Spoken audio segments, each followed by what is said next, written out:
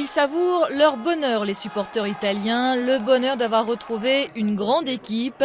Ouverture du score à la 20e minute par Mario Balotelli sur une passe d'Antonio Cassano. La foule, rassemblée devant les écrans géants installés dans le centre de Rome, commence à y croire très fort.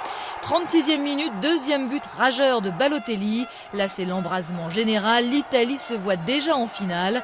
La réduction du score par Özil sur pénalty dans les arrêts de jeu fera à peine frémir les supporters italiens.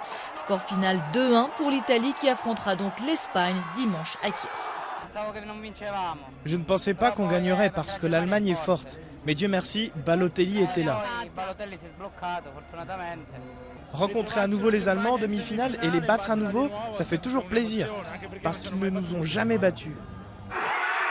Et oui, décidément, l'Italie ne réussit pas la Mannschaft qui ne l'a jamais battue dans une grande compétition officielle.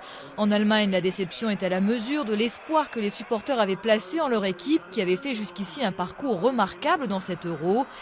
Erreur de marquage, choix tactique hasardeux, c'était un jour sans pour les footballeurs allemands. La Mannschaft qui n'a pas soulevé de trophée depuis 16 ans va une nouvelle fois rentrer bredouille.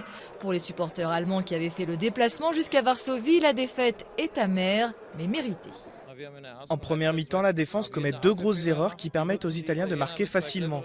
En seconde période, on essaye de revenir, mais malheureusement, on rate trop d'occasions. L'Allemagne a très mal joué, c'est tout, l'Italie était meilleure. Il faut l'admettre et féliciter l'adversaire. L'Italie rêve maintenant d'une victoire face à l'Espagne, un rêve réalisable au vu de la prestation en demi-teinte de la Roja dans cet Euro. Les deux équipes se sont déjà affrontées en phase de poule, elle s'était quittée sur un nul 1-1. Si elle l'emporte dimanche à Kiev, l'Italie décrochera son premier titre européen depuis 1968.